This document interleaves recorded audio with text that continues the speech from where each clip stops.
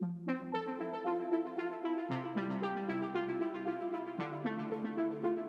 it's Goblin. Are you ready to yap? Hi, I'm so happy you're here. I'm back, baby. Oh my gosh. First, second guess. Or wait, no, wait. Hold on. First, second time guess. That's what I meant. Yeah. Well, wasn't I your first guest too? Or no, you had someone Yes. before. No, no, no. Yeah, You were my first because I had my episode of just me and that's then it right. was you. Yeah. Yeah. My Full first circle, guess is baby. back. She's back and she has something very well. Okay, when we're recording this, it's tomorrow, but when this comes out, it'll be 4 days ago. But she has something really exciting happening tomorrow. That's right. Okay, before we get into that though, before Okay. we get into that, because we'll get into that. For now, for those of my followers, which is everybody knows who you are, but like just in case they don't know who you are, Yeah. who is Gretchen Powell Fox? Hello, that's me. Yes, I'm Gretchen Powell Fox. I am the author of Smoke and Scar, the first book in the Shattered Crown trilogy. The second book is called Splintered Kingdom, and the third book is called Shadow and Sun, and that will be out in October.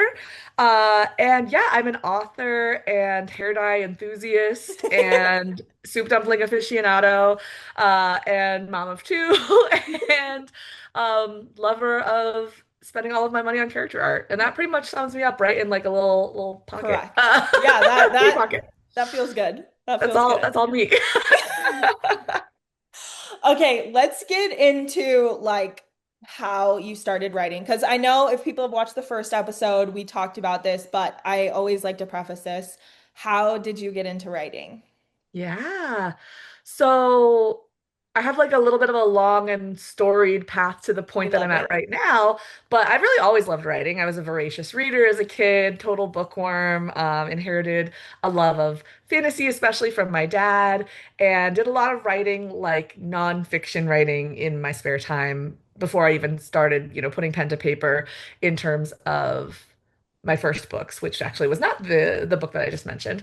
But yeah, so I had like a blog and I was really got really heavy into, writing in all sorts of songwriting. Like, oh, I just feel like I've always been connected to writing things.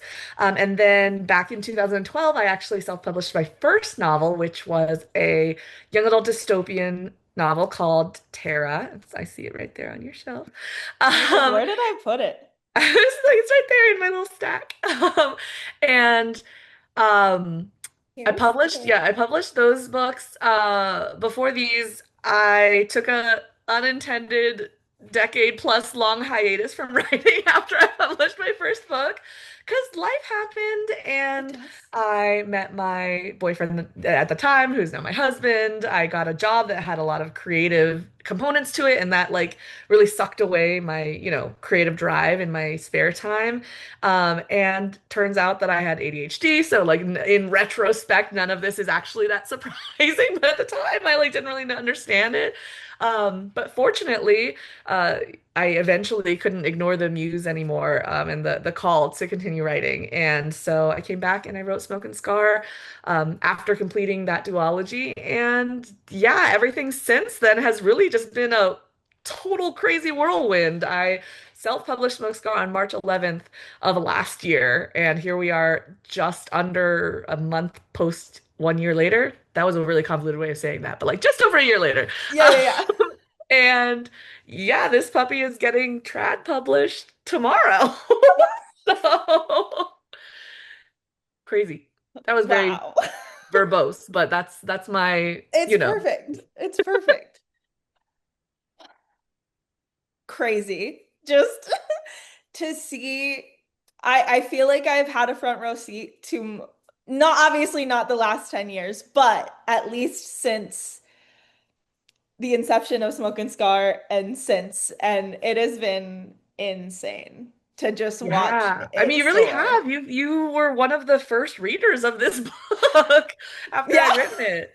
And Will you beta read my book when I finish it? And I said, yes, what's beta reading? And Because like, thus the impetus also for your like place and everything that you're working on too. So, dude, we're really like this on what's been happening over the past year and a yeah, half. the fact that like that conversation was the first conversation that like I even knew what that form of editing was. And then within I get, oh yeah, a year because that was in November. And then a year after that was last November. And that is when I started officially offering dev editing services. And I Yeah. booked out half of the year in 3 weeks. And then now I'm Yeah. fully booked out of the year. Oh my God, I can't. Too many people want me to read their book Cause that's in a because great you're so way. good at it. Yeah. I In mean, a it's great way, just but geez.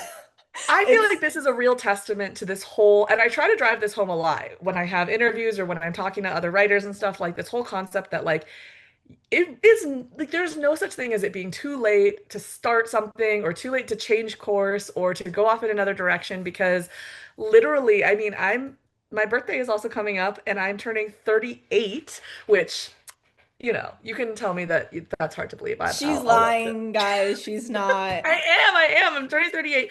We're And also, she hates when I say this. We're 10 years apart and like 2 months. And it cracks me up every time because she has to remind me how old she is. And I'm like, I don't believe you at all. it 0%. it boggles my mind too when I really every time I stop to think about it, I was like, dang. But you know what? There's no like age gap Yeah. romance between us. It's fine. Yeah. Uh, We are but we are a definition age gap romance, exactly, please. it's all good. Age is just a number, baby. Uh, but yeah, I mean, I think that like I mean, I just feel like, I mean, without trying to sound like whatever about it, like I really feel like I'm an example that that's true because my entire Yes. world has changed now, and I'm closer to 40 than 30, and like I had an entire career, in the corporate world and doing like tech marketing and stuff like that, Yeah. and now I'm a full-time author, and like it all just happened so quickly because I, It finally happened in a listened year to and the a news half. and kind Like, of leaned into, yeah, this whole yeah. path. So anyone who may be listening who's dithering, like, oh, there's just, I missed my chance or I missed my opportunity. Like, I lambasted myself endlessly for that because I had already Yeah. published a book and it did pretty well for the time. I mean, like, Book Talk and Bookstagram didn't exist back then, and the indie publishing landscape was just kind of becoming a thing. So definitions of success looked very different, 12 Yeah. years ago. But yeah, I mean, I just feel like anybody who there's so many people out there who I know because they tell me, they come pop into my comments, they're like, oh, I wish I could write a book, or I wish I had time, or like, I want that for myself. And I'm like, I want that for you too, like Yeah. you don't have to talk about it like it's an impossibility. Like it could be a possibility. It just everything in its own time, kind of thing. So Yeah. it's I cheesy, can't but agree more. I mean, like my whole life I've been well, I've tried so many jobs. Like I just have had an insane amount of jobs. I also was convinced I was going to be a photographer. I've been a photographer since 2012, and then I was like a designer and I was like I'm going to be a graphic designer, website designer, whatever. Stop that. And then oh hey, by the way, you're gonna read Gretchen's book November 2024, and then you're gonna now be a full-time developmental editor, which you didn't know what that was a year ago.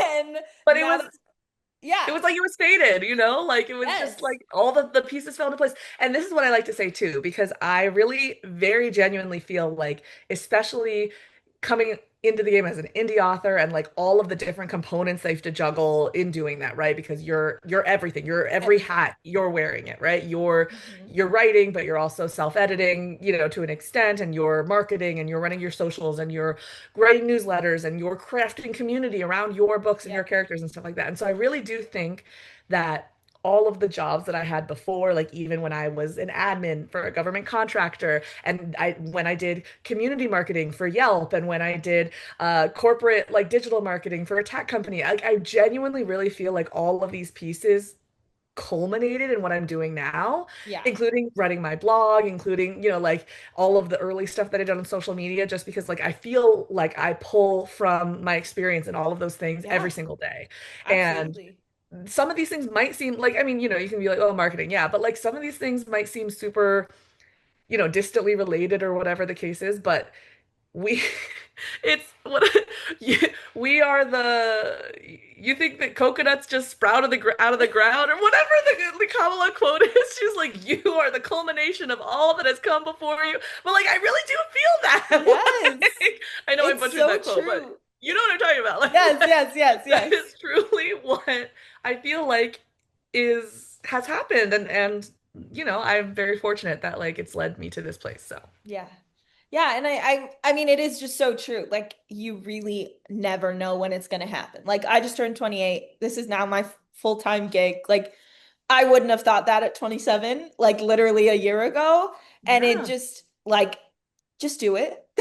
If you want to do it, do it. There's literally no time like now, and it's never gonna happen unless you just do it. So, Yeah, take the step, write the first page, like jot it down in your notebook, like take that manuscript that's been collecting dust on your hard drive for, a year because you were too scared to show it to anybody. Like, just like that little leap of faith is necessary, but it also doesn't have to be like this huge, big, scary, like unknown thing. Like I didn't quit my job yeah. until this past November, when things were really, really taking off.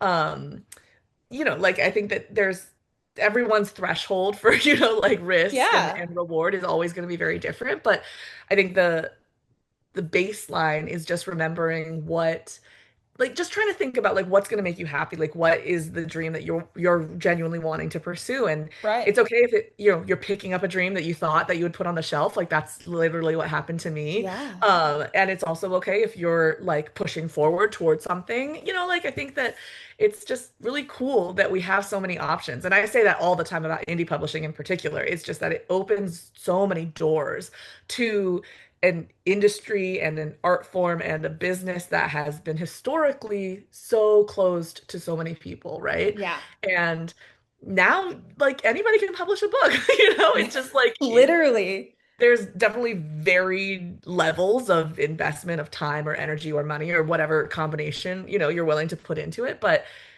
it's there. Like the possibility is there. And the fact that like I felt really confident about like the quality of the indie book that I put out and everything like that. And doing it all on my own, is pretty cool.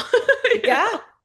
Yeah, I think it is really interesting how much like the indie space has changed in the last years. And obviously, like I don't have much of a frame of reference for before I got into the book space.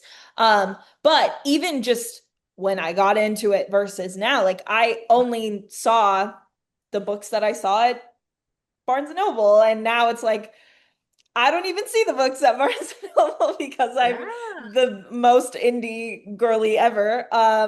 But it's just so fascinating to see the change. I had Ruby Dixon on the podcast, and she talks a lot about how, like, in 2015, when she did a trad deal, but she kept her ebook rights, it was like never heard of before. Yeah.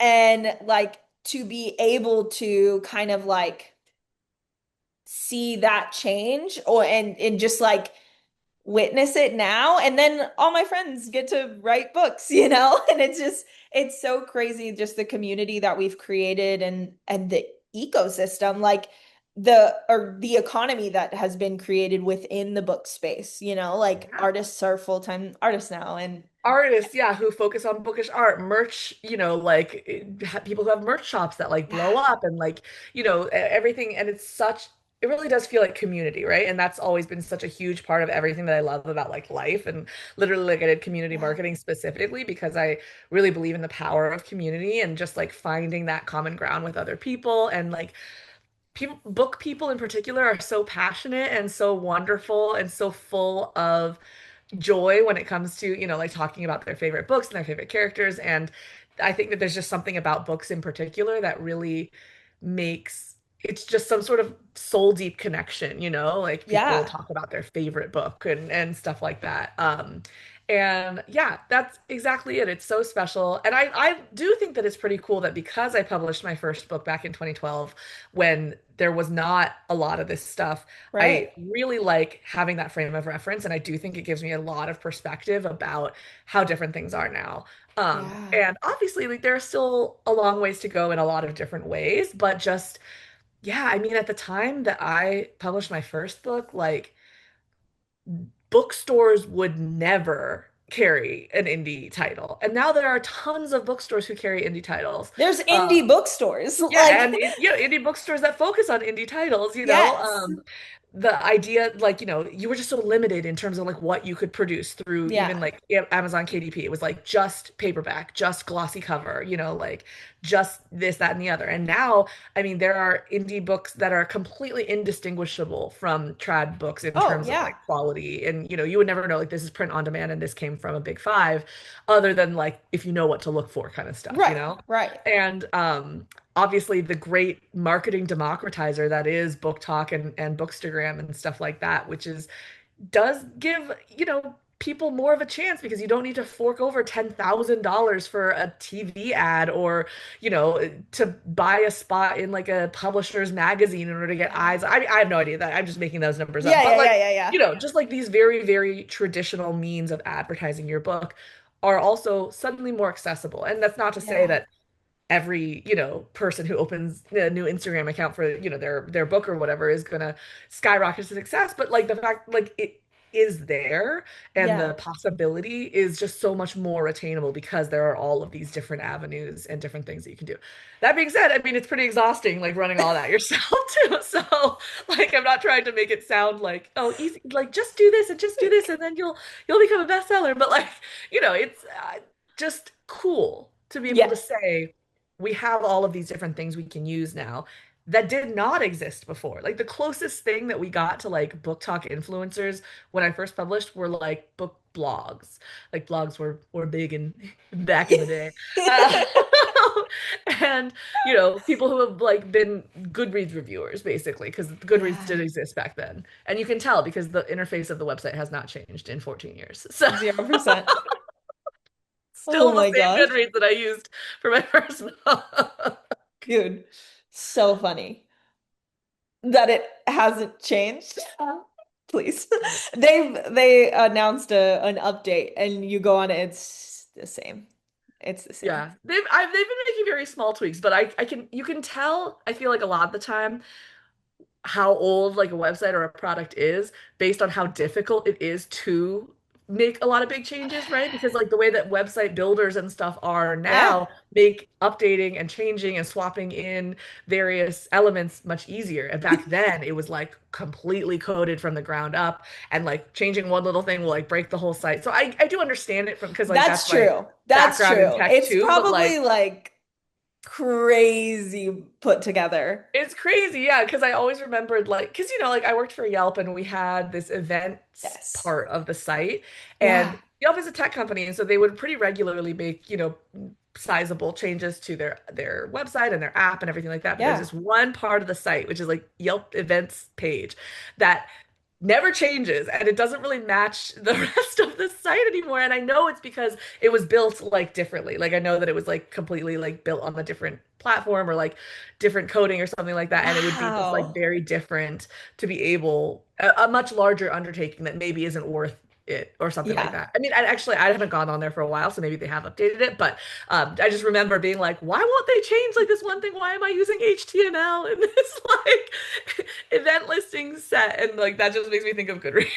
That's so funny. I mean, from my background in web design, there's so many websites that I've had to pull off of like those outdated sites because they were like, I'm missing 12 plugins. And I'm like, okay, what's your login? I don't know. Well, then you're getting a new site because I Yeah. can't do Let's anything for let's you. start from the ground up Let's again. start fresh. Oh my gosh. Okay, but also like as it relates to like community within the bookish space, one of my aunts was saying this to me recently. She was like, my cousin, she was talking about my cousin and was saying she always wanted to write, but like it's always said that like writing is a very um like isolating career. Mm. And I looked at her and I had to for a second like be like, "Oh yeah, this is new." Because I was like, Mhm. "Isolating? What do you mean?" And I was like, "Oh, wait, wait, wait. This didn't exist 4 years ago, 5 years ago, however long, you know?" Because like Yeah. yes, of course, writing by yourself can be isolating, but the communities that we've built, like you have author friends, you have like author group chats, you have Instagram threads, like anything. There's just so much space to like communicate with people that isn't or wasn't a thing that is just like so eye-opening because I was like, what are you talking about? And I was like, oh, wait. Oh, yeah, that's not. Yeah, no, you hit the nail on the head. It is still new, and I do think that it still Yes, can genuinely be very of isolating course. because Yeah. especially when you're deep in the throes of your story and you can't afford to let yourself get distracted because like we're yappers and like we want to be able to chat and talk and talk shop and stuff like that, but sometimes you do need to like be heads down in the work. But yeah, I mean, like even trying to remember the way that I would connect with other authors back, in 2000, like early 2010s and stuff like that, like forums maybe and like Facebook, like those were really like the only online platforms at the Yeah. time.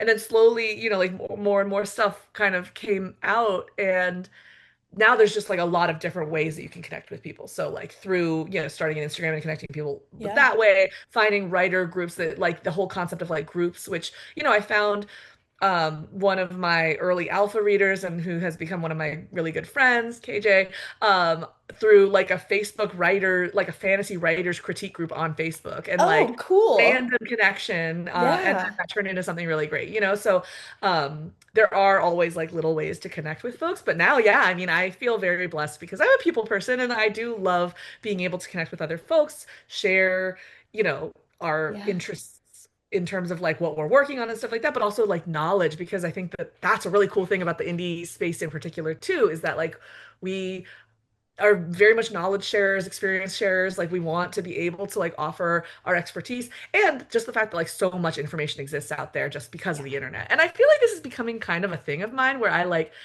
it's really easy to get down on like social media and like the effect that it has. And I'm not trying to say it doesn't have like a negative effect on people because like it does. It can be really hard.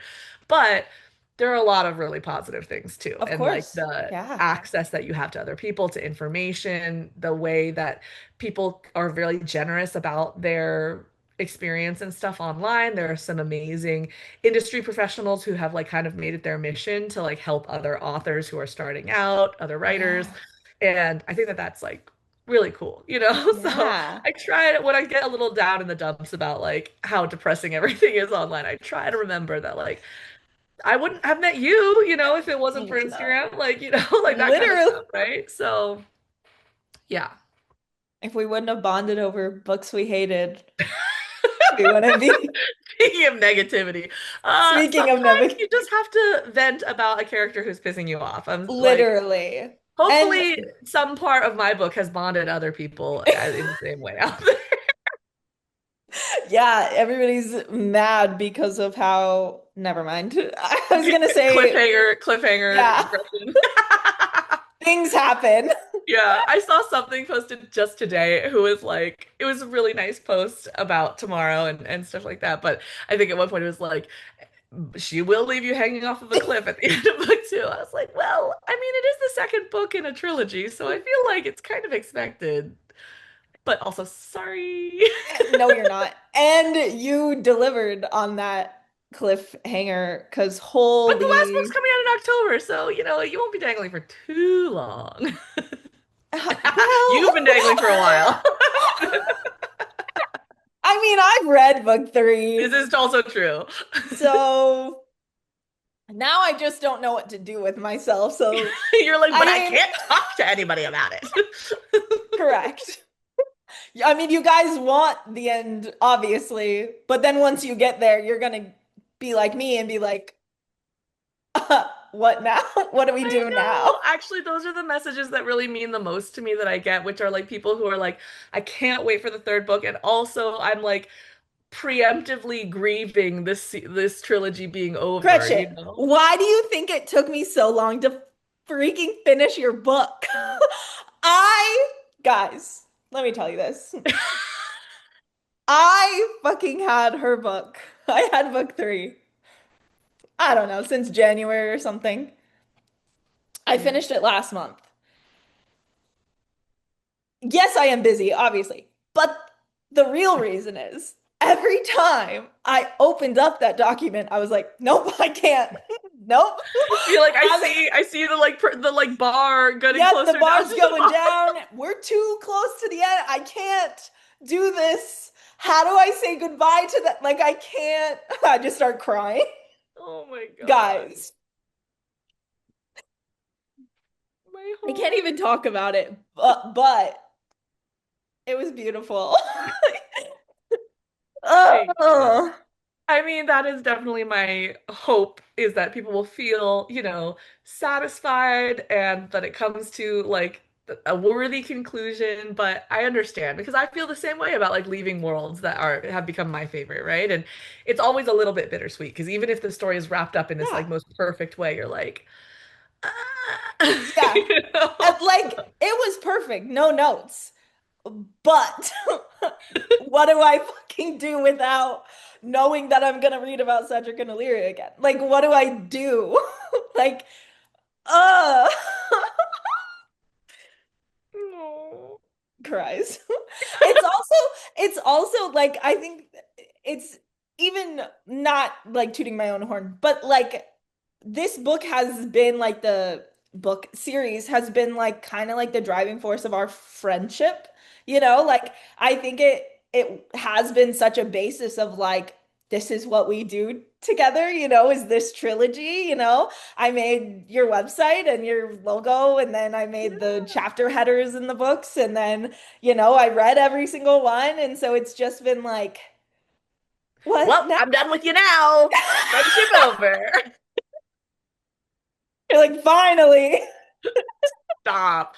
No, No. but you know what I mean? Like No, it, I you know. know, It's very like woven yes, into like it's everything so we talk about. intertwined. Like obviously this book has nothing to do with me, but in my heart, like it has so much to do with me. Which Yeah. there are things in book three I know she put in there for me, so I get yes, there are things. I think I like to think that I worked really hard to put a lot of stuff in book three to satisfy the desires of a lot of people. So hopefully everyone who reads it will feel like there's something in it for them. There Uh, are. I hope so. Yes. I don't know, Yeah. man. At this point, and this is the thing about trad timelines, is I'm like, this book has now been like done in my eyes. It's in copy editing still right now, but like, Yeah. like I finished writing it or whatever, and I'm like, I want people to read it. Like I I know. waiting until October is hard for me too, as a writer, as the person who wants everyone to be able to continue the story. And obviously I'm so excited about the trad releases and getting more readers into the series and stuff like that. But like I'm so excited for people to read it too. Like I really hope people love it and I want them to read it. I want them to see what happens too. Oh, all good things. All good things happen. There's one chapter that's early-ish in the book that I cried for, I think, an hour and a half Oh my God. straight about. And then I had to read it again because I, like, once I got to the end, I was crying so hard that I couldn't move on. And then I had to read it again. And then I was like, I'm going to bed. My head hurts. I can't. So when you get to that one, let me know. Everybody's gonna be like, "What happens?" You're gonna be very surprised. Well, I don't know. You might also. I don't know. I don't know what I'm saying. It's my favorite chapter like I've ever read It's very ever. difficult to talk So about it without like I alluding to know things. I I can't know. say anything to you, but it's my favorite chapter I've ever read in my life. So My God. boom. Oh, my Okay, ego is so inflated right now. what do I tell you all the time? You need to just go back and read my comments every I day. do. And I told you I was like opening it back up to like check something and your comments were there and I was like, "Damn, I feel good about myself like instantly." Like that's your magic and that's why like people recognize the power of the gobs in terms of, that dev editing magic because it's not just about like being able to spot things that, are great, need work, could be fleshed Yeah, out, maybe swap whatever in. It's about the delivery of that message that, is really important. We writers are sensitive souls. We are artists. You cannot crush our creative spirit. And that's hard to find someone who like really yeah. like has all of those pieces that come together perfectly. And so that's why I think that you were always meant to do this. That's all. Thank you. You know Realm, the artist? Of course. Yeah, we love her. We Love we were talking today. We had a call, and she was like, me and Alex, you know Alex, of were course. talking, and we were like, we just need to talk to Gob for like an hour, and then we'll be like ready to go, like be able to We've punch talked through a about this wall. before too, about how like it really, man, see, and this is the thing is like I've been so like trapped up with all of these like to-do list items and all traveling a ton of stuff. We haven't had as much time to just like connect. And we've Yep, talked about this before too, about how it really always like fills that cup, man. yep. Yeah, it's your That superpower. is, I think, thank you. That's very nice. But as somebody like has ADHD, like is constantly on to-do list overload, like has no time to breathe ever, ever, I 1000% cannot stress this enough. If you are in that same position, you need to find something that fills your cup. And I always call it dopamine chasing. And I am like the biggest proponent of like find your dopamine and chase it. Because if you are not chasing your dopamine, you are going to burn out. And I don't mean like, oh, we're in burnout. Ha ha ha. I'm like, no, like 3 weeks of you can't move and it is debilitating and your deadlines pile up. It's horrible. Ask me if I know what that feels like. But the biggest thing to get you out of that is that dopamine chasing. And if it is a person that helps you get through that, like find that. I unfortunately am not available all the time to be your dopamine chase, but I fully believe like find the people, find the things, whatever it is that like fills your cup because you cannot 100%. pull from empty forever. Yeah, absolutely. And I think about that all the time with like writing too, because inspiration is always going to ebb and flow, Yeah. motivation is always going to ebb and flow. And I think especially kind of in the indie sphere, there's a lot of like pressure we put on ourselves to like, move on immediately to the next book or the next story Yes. and stuff like that. And then you even when you have an idea that you're excited about, which, like I always have ideas that I'm excited about, like sometimes you're just sitting there like staring at your open, Word document screen or whatever. And like it's because the well has run dry, you have to Yeah. take a little bit of time to do something fun out of the box, read another book just for fun, like Yep. watch something, like like spend some Yeah. time with If friends, if you whatever the case. can't if you can't take anything out, like if you are trying to write and you can't, go do something else. Like sitting there for the next 4 hours and then beating yourself up for the next 4 hours after that because you didn't write anything during the 4 hours is useless. That is useless time. It If is you useless, cannot, and yet I do it all the time. Gretchen, It is useless, and I can cognitively recognize that, and also I still keep doing Gretchen, it. to where? I know. Stop. I know. It's Do as I only say, not as I do. This is what I say about literally everything. I say to everybody who asks me about marketing, about buying character art, about not sleeping, I say, listen to the words coming out of my mouth and not the example that I'm leading by because I'm very unhealthy. And unfortunately, okay, it but has been working same. out for me. But I'm sure I've shortened my lifespan by like a decade. So, thank you for much. Listen, I am also extremely unhealthy with the workload that I put on myself, but I am very big on dopamine chasing. And I if you like want it. a It's gold the same star purpose for, of leaning in. It's why I'm like, I was just talking to another writer recently about, she had like two ideas basically, and one is like what she feels like she should be writing, and one is like this new idea that has popped into her head that she can't stop thinking about. And she like keeps trying to, like refocus herself on idea no, A or project A.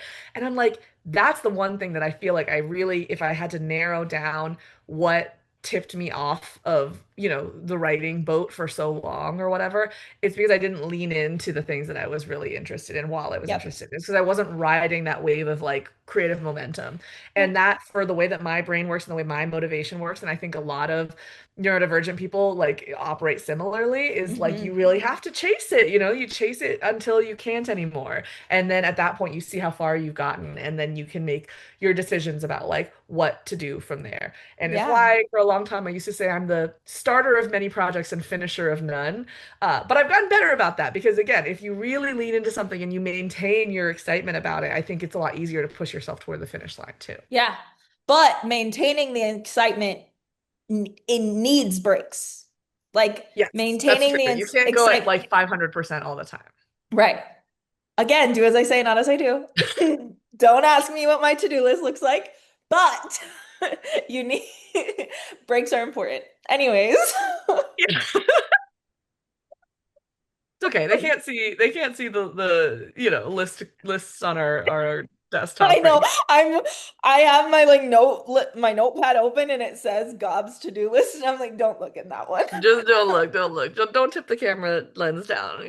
No one needs to know. It's We certainly don't not need to see. nobody's business, even my own, how many things I have to take care of. Nope. Anyways, um, let's talk indie to trash. Yes, very timely. Yes. Oh my goodness. Okay, so let's how do we even So you published Smoke and Scar, Indie, Mhm. Mhm. March 2025. Yep, March Okay. 11th. Mhm. How did trad come about for you? Yeah, so as we have been alluding, the trad release date for Smoke and Scar is tomorrow at this time of recording, April 7th. And so that's just over a year from the time that I indie published the book to the time it is being republished by Scarlet Press, which is an imprint of Simon and Schuster. And, I was just incredibly fortunate that the book, when I published it, kind of continued to grow slowly over time. More and more people were picking it up, more and more people were talking about it. And eventually, somehow, it came across the I don't know, internet search or like Bookstagram or like something of my acquiring editor at Scarlet Press who read it and loved it and reached out proactively to my agent. And the way that I actually got an agent was because I had received audio and foreign translation offers on the book shortly after I indie published. So again, very fortunate. It launched quite strongly, and I was able to, get foreign publisher interest. I was then able to utilize those offers that I got to query for a literary agent. And so I did already have that set up when Scarlet So Press you came queried. inquiring. I did query. Okay. Yep.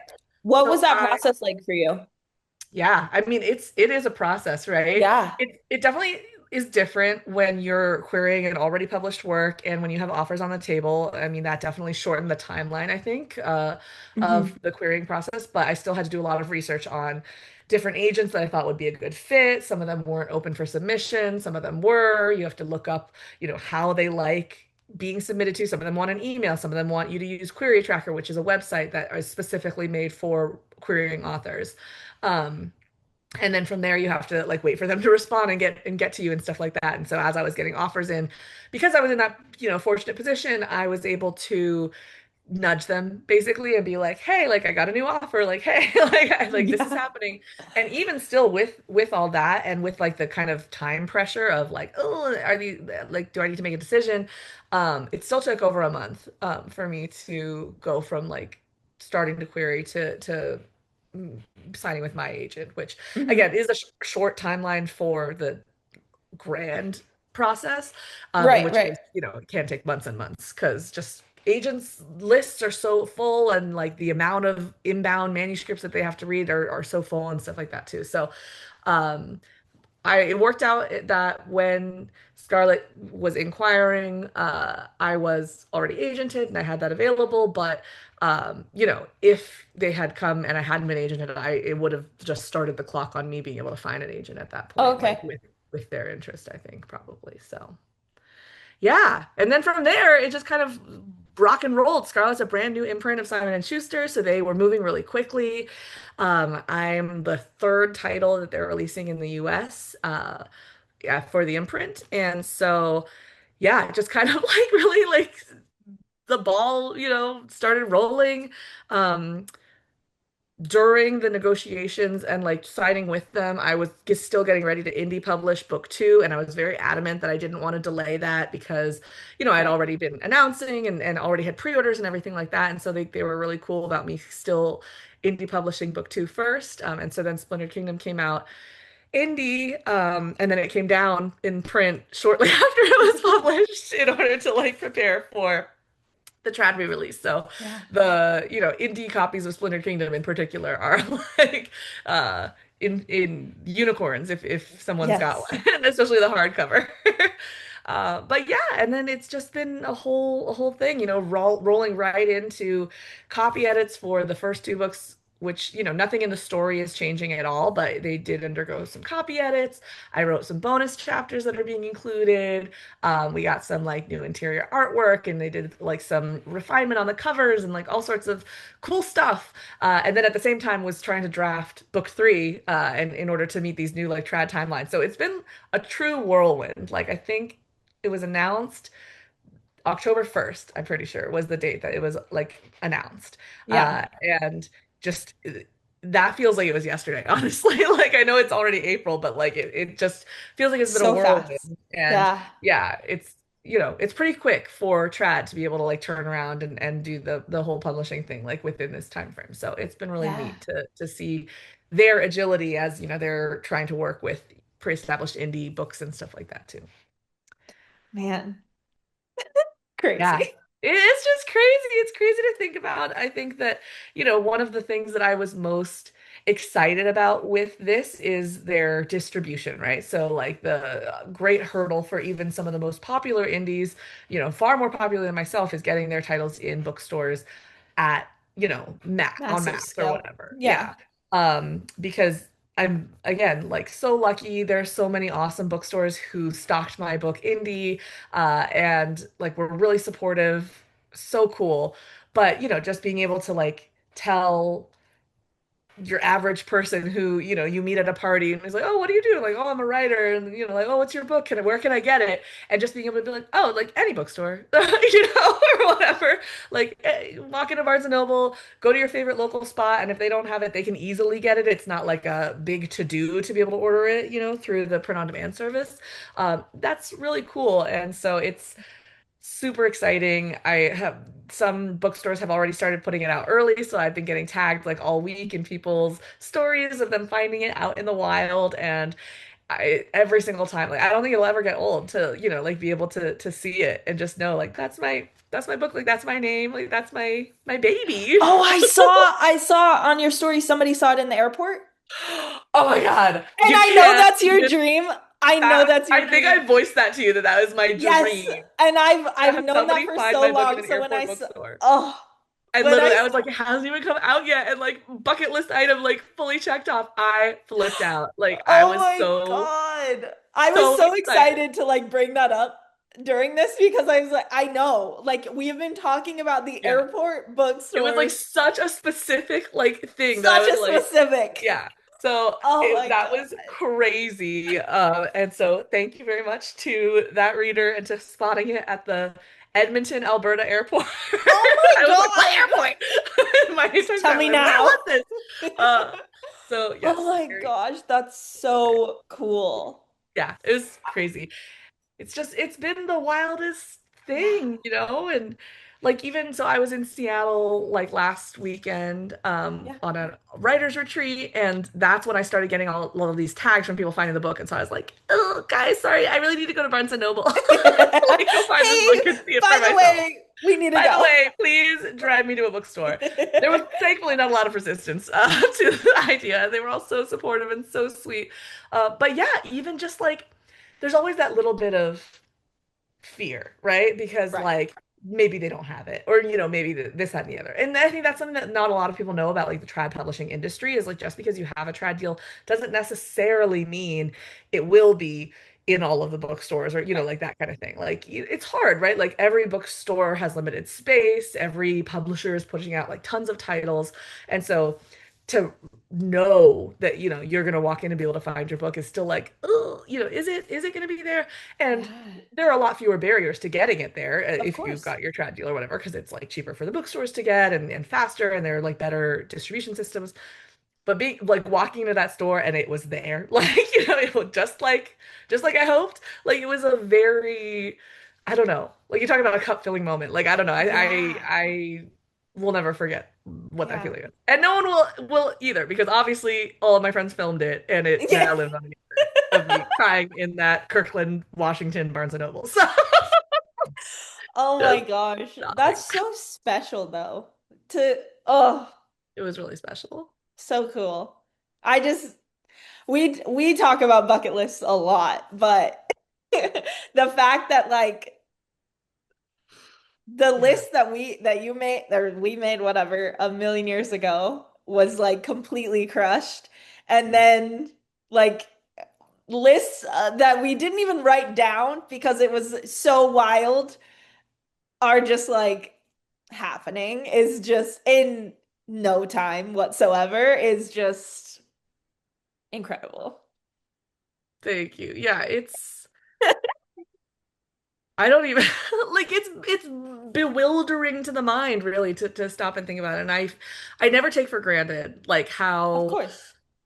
fortunate I feel, how supported I feel by all of these readers who, have found and who love on my books and my characters, and the excitement and the enthusiasm that I get every day.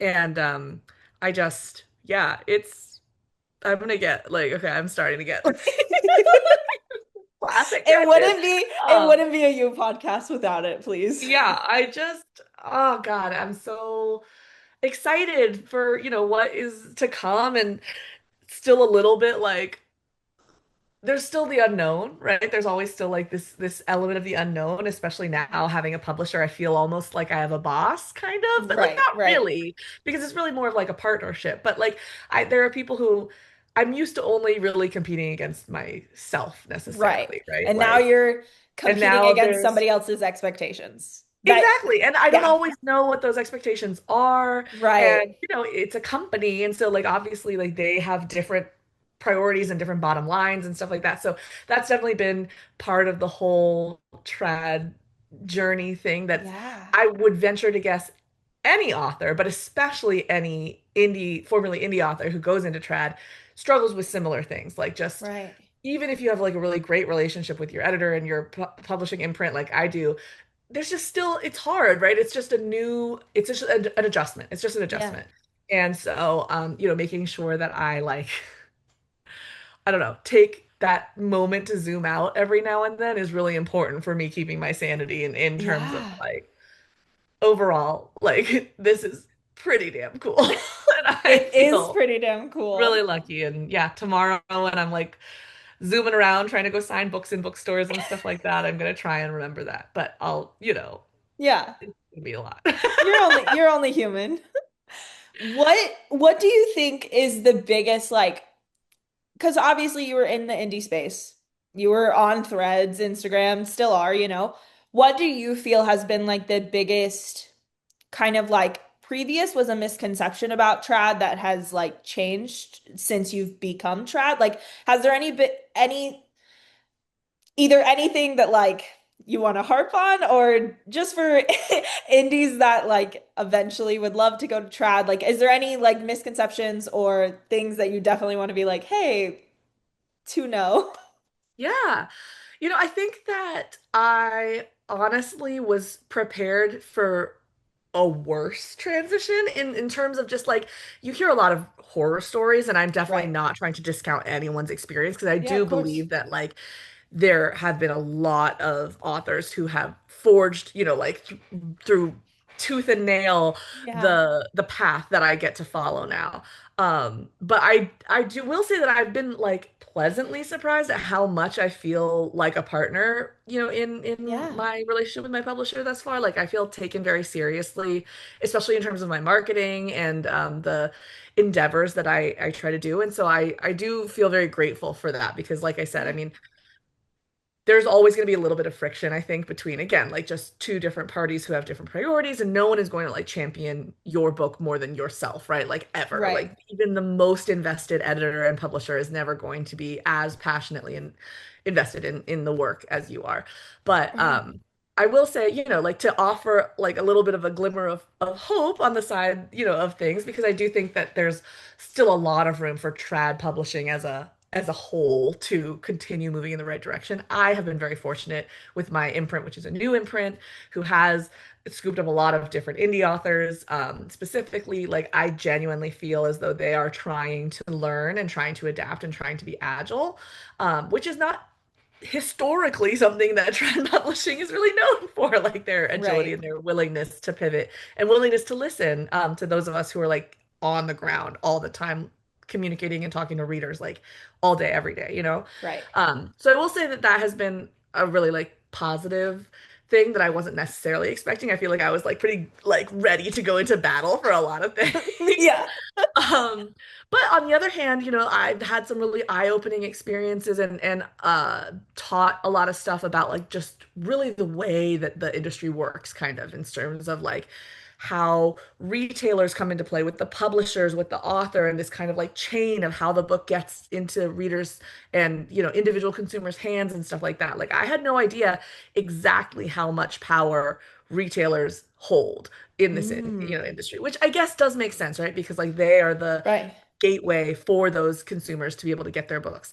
But Yeah. like the kinds of decisions that they can like help encourage publishers to Hmm. make and stuff like that, and like the way that it trails down is it's very interesting, not necessarily surprising, but just yeah, I think that there's still a lot of the industry that's very mystified. And having come from an indie background where indie authors tend to be very generous with their knowledge, willing to share, like we spoke before, it's just an adjustment as well in a different sort Right. of way to be able to be like, even I was even talking to like my agent, she's like, oh no, I know indies talk. I was like, yeah, like, are we not supposed to? Like, screw that, we're all on the same team Yeah. kind of thing. So I think that like anyone who is potentially going into this world or maybe even looking at like indie as a potential path to trad, and stuff like that.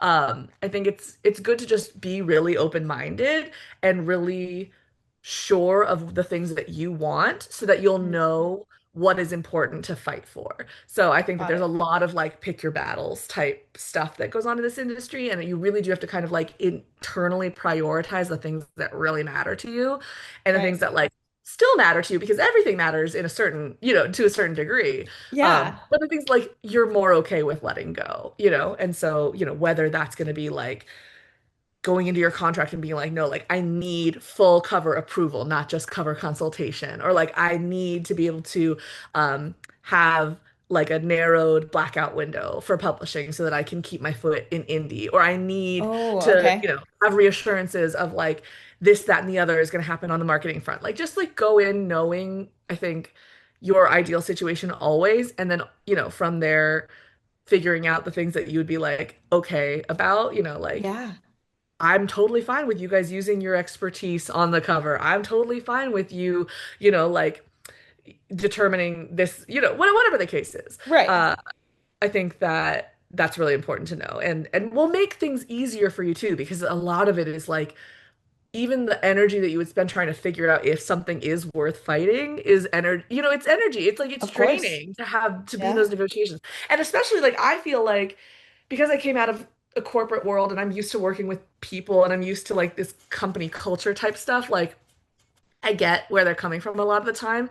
And I think that that is not the case for a lot of, especially if you're like a long time solo career kind of person, or you've been like, an entrepreneur your whole life, or, Yeah. you're just not coming out of that same environment. It can be really jarring to have like too many cooks in the kitchen. Like, why are things taking so long? Like, I still feel that way, but I kind of get where it's coming from because things also took Yeah. that long when I worked for a company, So, um, Yeah.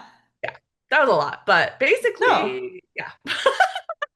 I'm learning So, more every day, and I'm still so new. Like, the book is literally coming out tomorrow. My opinion may change in 2 weeks, yeah. like Okay, this is for because the birds. I do want to ask this just because I feel like this is a big talking point on threads in general. I don't know if it has been recently, but it like has been within the Yeah. time. Um, the idea of once you go trad, you don't have to do a lot anymore. And I know that laugh. Yes. But I do think it's important to like talk about a little bit because based off of just a lot of my friends who have gone indie to trad, like, yeah, you still have to do all the things. Yeah, I Yeah. think it's tied hand in hand with the idea that like you don't have to if you were to go fully trad from the beginning, you are like lifting the plate or the what am I trying to say? You like aren't going to be as responsible for marketing as heavily and Right. stuff like that. There still is a lot of promotional self-promotion that goes into being a fully trad author too these days. And I think that's just the nature. It's not even like the expectations of the industry necessarily. It's like reader expectations. They really want to be able to connect with their creators more Right. and more lately. Right. And that's a double-edged sword because it's so cool to be able to connect. And also it's like it's a whole other job, right? To be a marketer, to be an influencer, to be like online all the Yeah. time, right? It's totally different.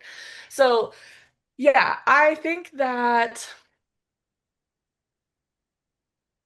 I it's hard because I think it's just you work just as hard in different ways, I guess, is Okay. kind of what I have been taking away from this. Yeah. So there are certain things that like I don't have to do anymore. Like for the third book, I'm not gonna have to format it. I'm not gonna have to spend hours like in InDesign trying to figure out where to change the kerning so that this one word doesn't fall as an orphan onto the next line and fits Yep. back to the previous line without messing up the whole like format. Like those are like real things that like when you're Yeah. trying to format your books, like you have to think about. I'm not gonna have to do that. They do, a lot of stuff on the back end and give you access to stuff that like I wouldn't have on my own or that I would have to pay a lot of money out of pocket in order to get. And so like that stuff I really appreciate. But you're on other people's deadlines, right? Which can be a blessing and a curse. So Mm. sometimes I work really well with external deadlines, and sometimes it like saps all of the, mojo out of me to be like, Right. actually, what? Like that kind of thing. Yeah. Um, and it's hard to coordinate things. Like I'm used to operating. I get an idea and I run with it and I go for it and stuff like that. And to a certain extent, I will say that I, in general, am the kind of person who tends to be like better to beg for forgiveness than ask for permission. So if I want to do something, like the likelihood of me like pausing to be like, wait, let me check that this is okay. I don't know that I necessarily like think that way, just kind of like naturally. And then after the fact, I'll be like, oh, I probably should have asked if that was okay. Too late now. So, I think that it's just different. And I think it Mhm. based off of whether or not you like kind of having a little bit more structure and a little bit more of a reactive nature, it can be a benefit to, be working in that context. And if you really like being able to do what you want to do, when you want to do it, and that's it, then it is much more of a struggle. Yeah. Um, Either way, you're still working hard. I think that being an author means working hard all the time because even when you're not working on the marketing and like the external stuff, like our minds are buzzing all the time with characters and stories and like trying to figure out how to balance doing that and being regimented about that with just regular life, like not even related Yeah. to our work lives, right? So the long, unnecessarily wordy answer to your question is that I still think it's just as much work. Yeah. I But I think do think that it's different. There are different types of work. Yeah, I do think what you said is really important. Like the readers are kind of like expecting a different kind of like thing now than in the past. Like I think previously you go to the bookstore, you find a book that the cover looks cool or whatever, you read the back. Oh, cool. But now the ecosystem is very shifted to like, do I like this person? Do And I if want I to support love this author as a person, as Right. a career? Which And I think is very different. And it also helps with like future series and all of that. yeah, and I think there is. I feel like that kind of like author loyalty really only existed once you reached a certain echelon in the Right, past, right. right? Of a certain Yes. amount of name recognition. And now, like, there are tons of authors who have really passionate, really dedicated fan bases that will follow them from book to book, Of and that's course. really cool too because it opens the playing field for being able to write different genres and experiment Yes. with your craft and stuff like that, which is super great. Um, but and I don't know, it's hard too because I think that my perception of like the world's readership gets a little bit skewed as well from kind of like the bookish bubble that I exist Right. in because every day I'm existing in bookish social media. But outside of that, there's still millions and millions of readers who do operate still on the idea like Of they course. just go into Barnes and Noble and they go browsing and they pick up a book that looks interesting to them and they read maybe one book a month, and Right. if they really like it they'll tell their friends about it or they'll read for book club or whatever the case is, Yeah. versus we are in this kind of like people are reading 5 books a week and like talking all the time and recommending and really passionate, and I love it so much, but these are two vastly different types of Completely. readers, right? Like two Completely. different types of existence. And so maybe it still is kind of like the way of old in outside of this circle, but like the cool thing is that you see the bookish social media space's influence in so many ways, right? Like you Right. see it breaking containment all the time with these like brand deals that are happening with, Mm. certain authors that are like breaking out, and Or even all of the like movies. bookstagrammers getting invited to like it always bogs my mind. Bookstagrammers getting invited to like movie premieres. But like Yeah, all they talk exactly. about is books. I'm like, this is the craziest thing ever. Like it's Yeah, I so mean, yeah. it's this meshing, right, of the book world and Yes. like true influencer culture, which kind of comes together in this space. And Hmm. it's all very interesting, and it definitely changes the recipe for how authors exist online. And it's still fully possible to be successful without going hard on social media. I do believe that. I Yeah. happen to like being on social media. Like, again, for the most part, I have Yeah. connected and have found so many wonderful friends, like real life, like lifelong friendships that developed online. I am a pretty open book. I don't mind like sharing my life online, much to the chagrin of my like Ron Swanson-esque husband, who I swear, like if he could, would move us off the grid and give me like a typewriter to like write all of my stories on. I'm like, that's it, like you're done, Gretchen. Like sucks to be you, babe. And Obviously. he's like, you had to use your both last names? Great, Yep, exactly. thanks. Like you don't just you like what's a pen name? No, I'm using my full legal name. Like, I'm just me. You get what you get. But like we talked a lot in the first time I came on here about like authenticity as Yeah. an author and just as a creator, and that is something that I do think has worked to my benefit Right. endlessly, just in terms of like feeling confident that I'm presenting my true and best self, maybe not always best self, but like my real self to the world, and I pour Yeah. my real self into my stories, and I've been so lucky because like people respond to that, and Yeah. I feel that support and I feel that love like very genuinely through the internet ether all the time, Yeah. so uh Also, you can do that without your name. I just want to, as somebody that doesn't go by their name, you can do that yeah, without giving your I entire should government point that name. out. I was a dummy. Like don't be like me. Again, do as I say, not as I do. Uh, I was like, yeah, I really, because I published my first book under my maiden name. Yes. Again, just like I was like 24 when I wrote that book. I was like, I want it under my name. Yeah. And then when I came back, I was like, well, I have a married name now, but I don't like, I want that. Like, I like my last name, Fox. Like, I think it's a good last name. Like, I want that on my Yeah. book. Like in retrospect, like I could have easily continued publishing under my main name. I could have like spun up a new pen name entirely. Listen to wiser authors than me who all say that you should get a pen name and like protect your privacy. And hopefully nobody ends up stalking me. That's all I can hope for at this point. We're It's good. all It's good. fine. It's Yeah, not, it'll just yeah. be inspiration for my dark romance. Hell Fair. yeah. And on that note, Gretchen, what are you working on? Oh my God, what am I not working on right now? Facts. Facts. I feel like that was a really nice segue because I It was was talking great. about how we can experiment a lot more and feel like pretty Yeah, confident that some of our readers will follow us from genre to genre. I have a lot of ideas in all sorts of different genres. Actively working on a contemporary rom-com right now and a contemporary dark romance. I also have my next fantasy concept, like very well formed. I have not actually started drafting it, but I am deep in the throes of doing some character design work, and I'm working with an artist very specifically on the character designs for this book. And it's crazy, so guys. it's gonna be, I'm really excited about it. So yeah, I have a lot of irons in the fire, and I'm trying to balance all of that with like the requirements for still getting these books out and everything like that. So I keep saying like, oh, maybe after the release, like I'll be able to, have a like solid chunk of time to do more writing. Literally, I remember having this conversation with Katie, my agent, when I was like talking to agents about who to sign with, and I was like, yeah, I just want more time to write. LOL. Again, we work just as hard in lots of different ways. Yes. But yes, so I'm very excited about that, all of those things. And as for like what the public will see next, that remains to be seen. Yes.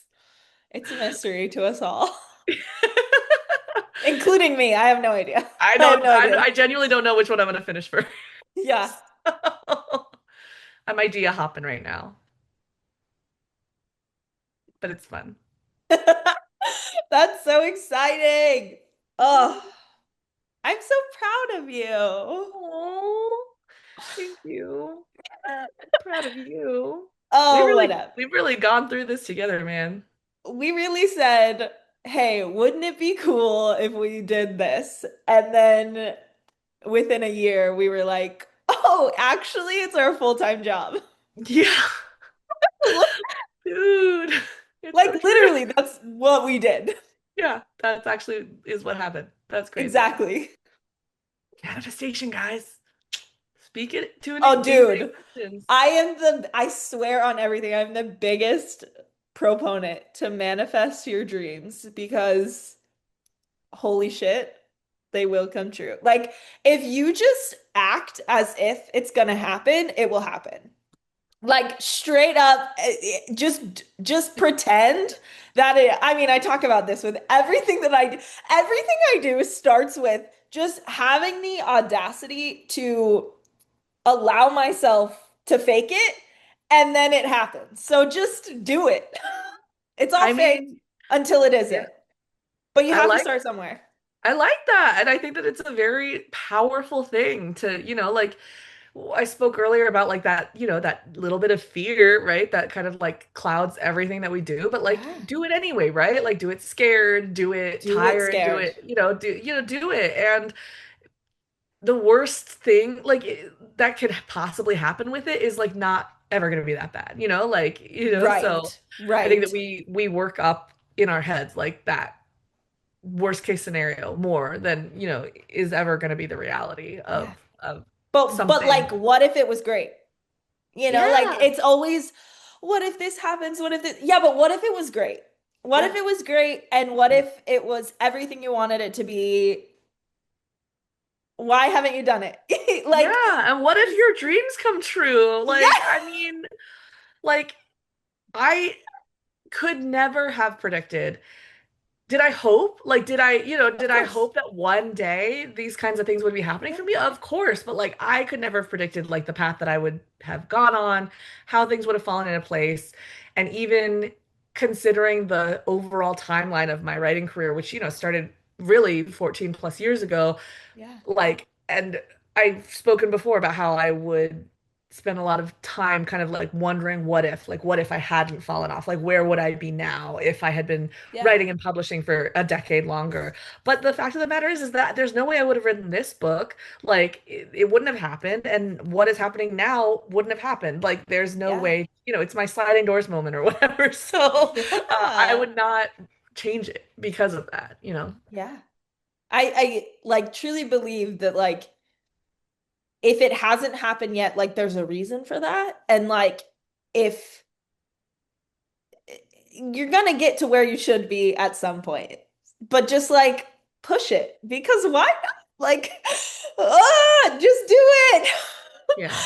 Yeah. So I guess like Yeah. I really hope that somebody out there listening feels like the push to Yes. pursue something that they're passionate about and that's they've been Yes. waffling on or teetering on the edge of because like just do it, man. You never know.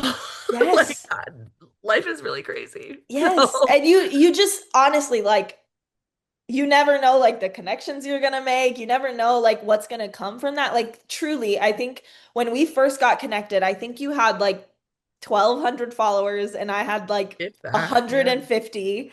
And that's how we got connected over we tried to buddy read. Neither of us can buddy read. I just want to I'm really make bad that at buddy clear. reading. Yeah. We're bad at it. Occasionally people will still be, I'll be like, oh, I'm reading that too. And I'll be like, don't ask me to buddy read with you. Don't, Like, I don't, can make don't, zero please, promises. please I'll don't. either abandon the book entirely or I'll read it all tomorrow and then just have to wait for you to catch And up. there's Like that's zero in between. there's nothing in between. But we tried We did and try. then realized, oh, this is not for us. No. And we also didn't like the book, so that I was a was gonna whole say, other thing. sometimes I wonder, would it have been different if we had like really loved the book? But I still feel like it would have been hard. It's hard to No. coordinate that. Like, I Yes. really appreciate these reading guides that will sometimes come out and be like, we'll read this chapter to this chapter this week, and then this chapter to this chapter this week. And I'm like, but what? But what do you mean? Like, you just Yeah. stop? Like, what if you reach that chapter? You just like stop reading until everyone else catches up? Dude, when I I binge books. Like, had I yeah, have no chill. I like, when I told or I had the podcast with Penn Cole, I told her for the first time I was like, no, like, okay, I didn't have a bookstagram when I read her books, but I read book one in one sitting hmm until like 4 a.m. or something. And hmm then I went on her account and I was like, oh, let me see like who she is, whatever. And her first thing is this like reading guide. And Yeah. it's like, oh, do this every day or this every week. And I was like, oh, I read that in Oh, hours. yeah. Shit. No, people look at me like I'm a crazy person when I tell them that when I, like many, had a big reading renaissance through Sarah J. Maas's books, I read every single one of her books in a 1 month period. And that was 15 books. Yeah. Right? Yeah, Yeah. something like that. It was like Yeah. all of ACOTAR and then all of Throne of Glass and then the two Crescent City books that were out right in time for the third one to come out. And it like all happened like that January Yeah. before Crescent City 3 came out. And people look at me like I'm a crazy person, but I'm like, when you hyperfixate on stuff, it just you Dude, know, yes. like it's just I a deep read slide. I read 15 Ice Planet Barbarians in a month. Like Yeah, on top exactly. of other books. Like I want to Yeah. preface those were not the only books that I read. I just also read 15 Ice Yeah. Planets. Like, Man, 2024 was a great reading year for me. dude. And then I started writing all of my own books again, and now I like don't have time to read anything.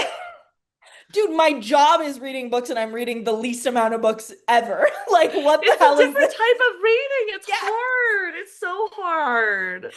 People do not understand, like, okay, it takes you X amount of hours to read a 500-page book, right? Cool. Now think about reading one page, just one page. And on that page, this line either needs to be now granted when I dev edit, I think I do devs very differently than other people because I'm just off the rails. I do think I throw a little line editing in there because whatever. Um, but I am going line by line. So if I think that this sentence should be edited, I am highlighting it. And then I'm not only giving you what I think is wrong with the sentence, I'm also giving you a suggestion to fix it. So that suggestion could take 7 minutes to write because I'm trying to make sure it like matches with everything. And then it's like, okay, this happened. So let me control F to make sure like when's the last time we talked about this? Okay, well, it was a knife, not a handgun. So we need to make sure that it's the right thing. And like we're still on one sentence, guys. So like a book that can take, if I was just reading it off the shelf, could take me a day and a half. It takes Yeah, me hours and of hours course. and Yeah. hours. Yeah, absolutely. And it's why like, you'll hear a lot of authors who, of course, we all, for the most part, start writing books because we love Of stories. We love course. reading books. We Yes. are voracious consumers of stories. And Yes. yet it's so hard to read whilst writing and whilst editing because that part of your brain that turns on that can't help but analyze at that level, it's very difficult to turn that off, at least for me. Right. And so, Oh, yeah, it's so hard for me. yeah, so I It have to is either so read hard. wildly out of genre or, like go through stints where I'm not reading or like I Yep. mostly consume my books on audio because if there's something a little bit easier, like in terms of like my eyeballs, picking up on oh, I wish that they used a different word there. Like, well, who cares? Like, it's not my Yeah. book. Like, why can't I turn that off, Oh Like, my gosh. The so amount of times that I'll read something and I'm like, okay, well, if they did, girl, you're not being paid for this. Stop. Like, yeah, just read it. Just, it's just okay. enjoy. And that's the thing too, is that like I love that feeling of like being so invested in a Yes. book and like sucked into that world and binging. And it's why I binge my books because like I don't want to leave it. I just want to like read see what's gonna happen next, like all this stuff. And like that feeling, it's such an unmatched feeling, of like Yes. needing to know what happens and like keep turning the pages and then all of a sudden, whoop, like you read like a 600-page book in literally like Yes. 48 hours or whatever, and you're like, oh. The problem is like when I'm editing, like I'll accidentally do that where I'm like really into like And then you have to whatever stop and then scene. you have to make yourself go back. Yes. I'm like, oh wow, okay, cool. Because I don't read books and I don't read books and I don't read books. I scroll with my two fingers Yeah, because I'm but I on my will say that computer. like I feel like that's like this low key compliment anytime like I end up noticing like these long swaths of like no comments. And it's not just you, like from like my, trad editor and stuff like that. I was like, Yeah. "Oh, she was in it." Like there are Yeah. no comments at all. Like she was like I in the definitely discussion. have a few times in yours that I like highlighted. I'm like, I'm sorry, I was locked in. I you could not It's hear the from best me. compliment though. Like I think that we want people to feel sucked in like that for Yeah, sure. But yeah, no, it's such a different beast. man. So good. So good. Okay, I'm going to ask you one question. Well, actually two more.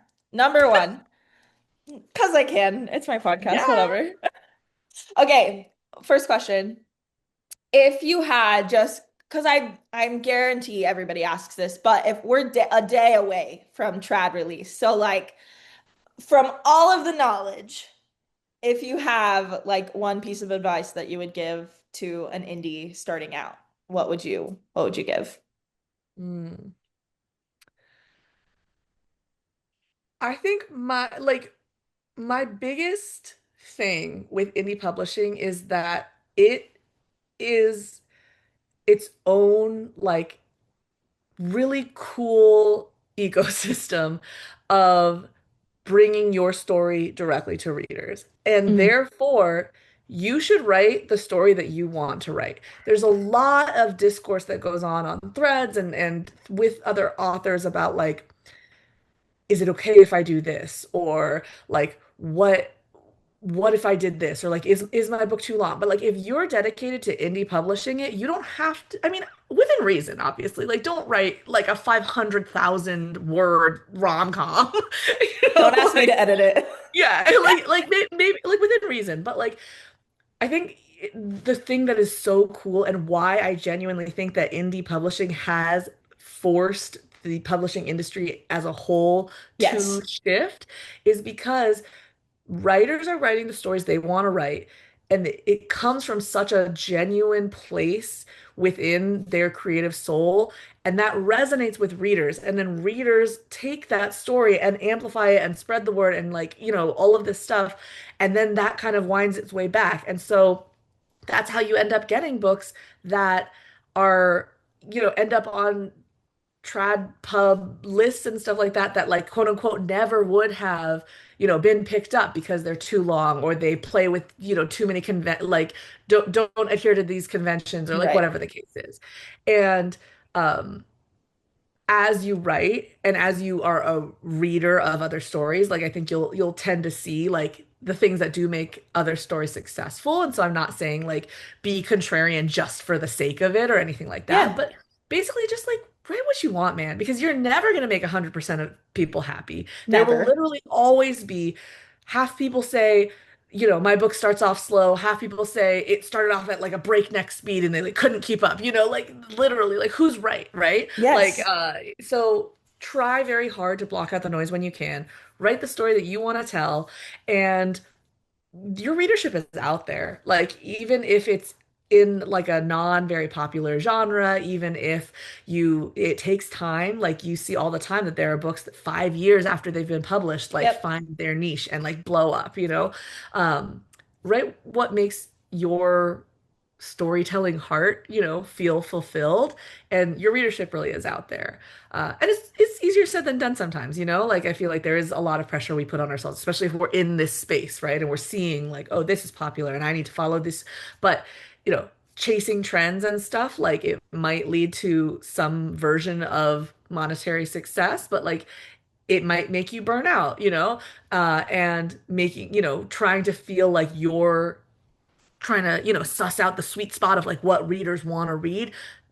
Which reader, like there's so many Right. readers out there, Right. So I think the bottom line is as well is if you feel confident that you've written the story that like needed to be told from you, it will help cushion all of the other stuff, right? Because like ultimately, yeah, every single book in existence has some negative reviews. Every single book in existence, like reading is subjective. Like there's going to be stuff that people like and stuff people don't like. But Hmm.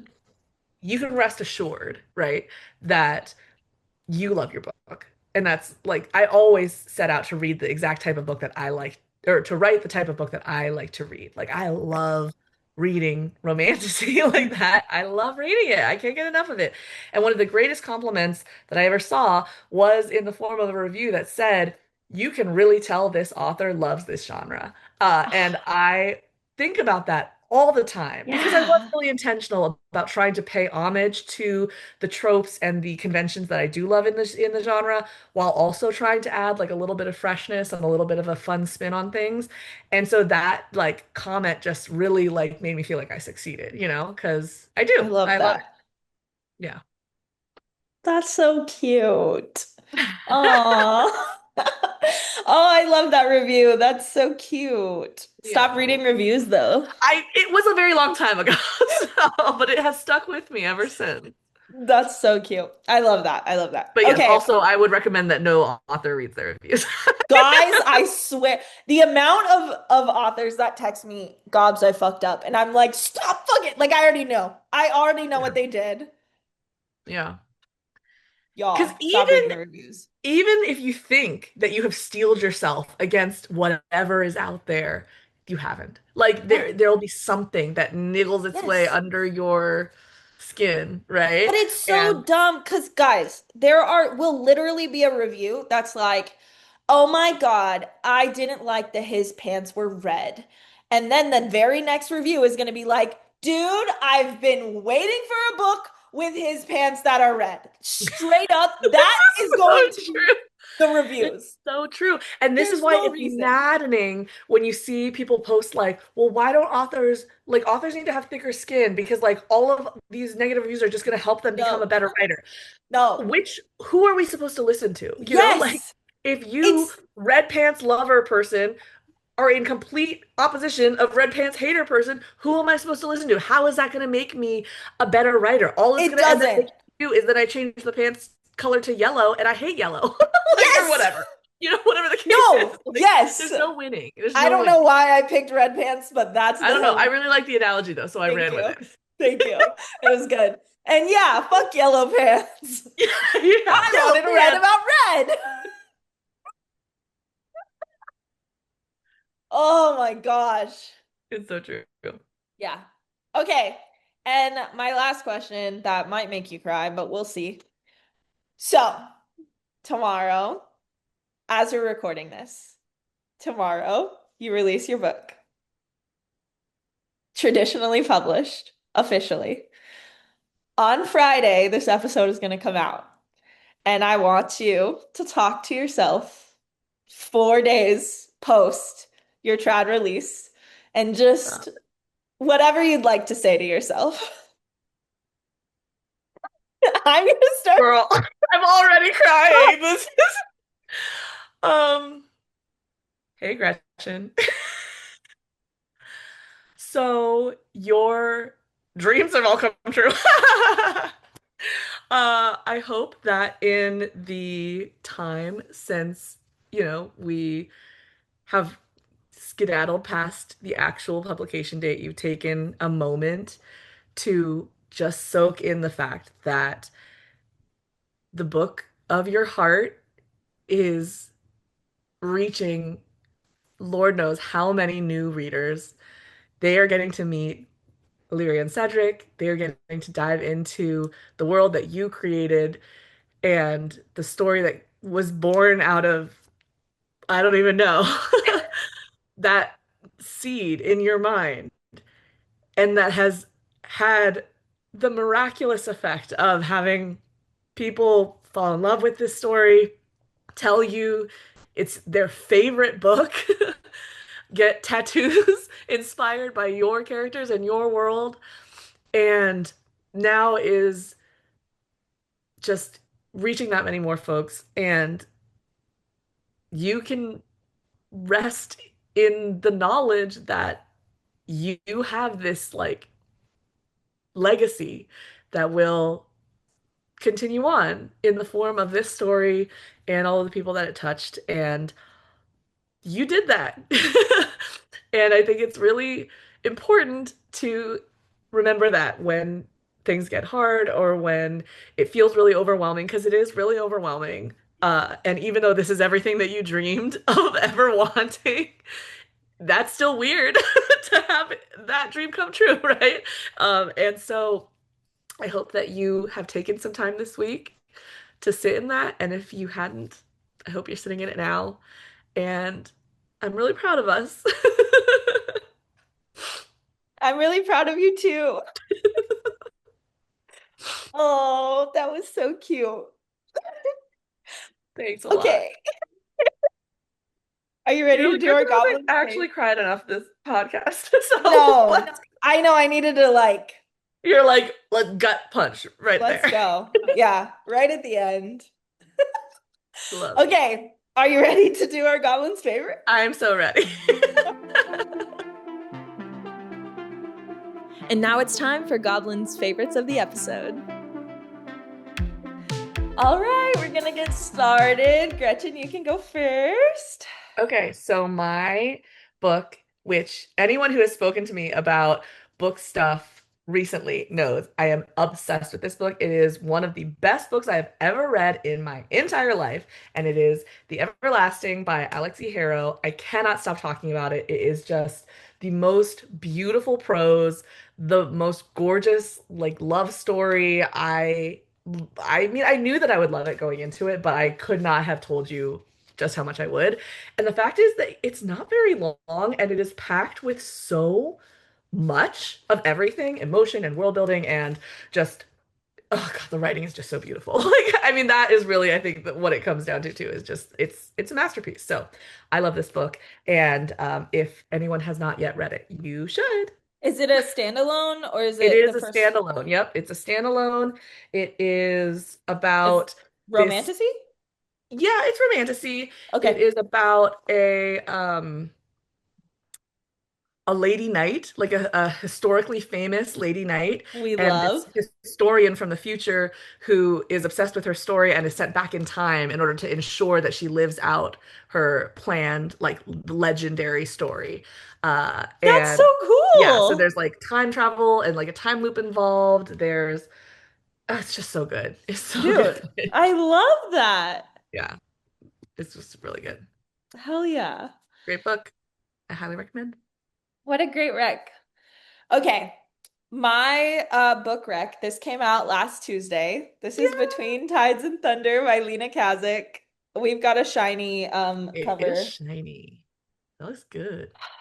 I read this book last August, I guess. This is the thing about what I do. I read books really early and then I just can't talk about them for a very long time. It's the burden of But knowledge. but this book released last Tuesday and Oh my gosh. I am just so proud of her for, first of all, this book is incredible. I told her last August that it was going to change her life, and it has, Miss a million page reads in 5 days. Yeah. Like, I'm so proud of her. But this book, it's also a standalone. Look at us. We're I rookies. know, we didn't even plan that. No, we did it. But this is also a standalone. I cannot explain to you how wildly impressed I was that everything she fit within this book. And I, you can't say anything. That's the thing. There's so many like plot twists and I've things heard there's and like a lot of plot twists that will get you good. I haven't oh read it yet, my but it's top of gosh, my like list. it is it's beautiful. It's gorgeous. It's stunning. It's everything that I wanted it to be. And yeah, I'm just so proud of her. I can't say anything because like yeah. I also didn't know anything going into this, and that was my favorite part about it was that I Okay, so knew go in blind. completely blind was my favorite part because the way that she wrote it was that you really have no clue what is going to happen, even here. Like Oh my gosh, I love it. Okay. everybody needs to go read this book. Between Tides and Thunder by Leena Kazak. Yes. Yes, so good, so good. Okay. Now, we obviously know what's coming up for you, but I would love for you to have some time if you want to like shout out anything specific or any exciting things of what you have coming out. Yeah. So, yes, as of tomorrow slash 3 days ago, depending on when you're listening to this, Yeah. Smoke and Scars Trad Pub version will be out. The sequel, Splintered Kingdom, releases traditionally on August 11th.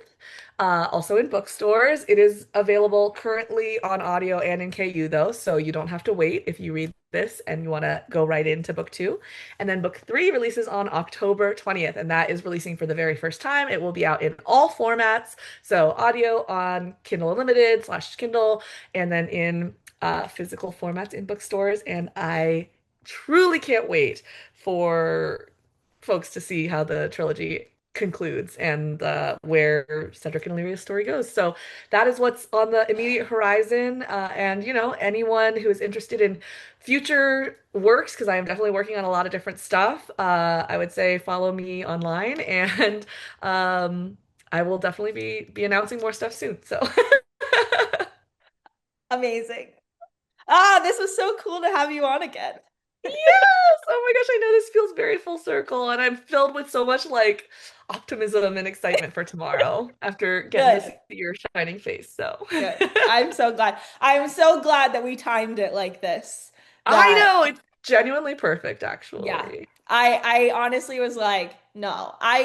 Even I was like thinking like obviously like I wanted your episode to be at the end of this week, obviously. And then I was like, okay, so like should I do it like 3 weeks ago or whatever? I was like, no, no, no, no, no. We're gonna record it the day Let's before. capture it while it's fresh. Fresh. We need it quick. I was like, Logan, can you edit it that quick? Because like we need it like this. Little did he know we would end up going 40 minutes over time.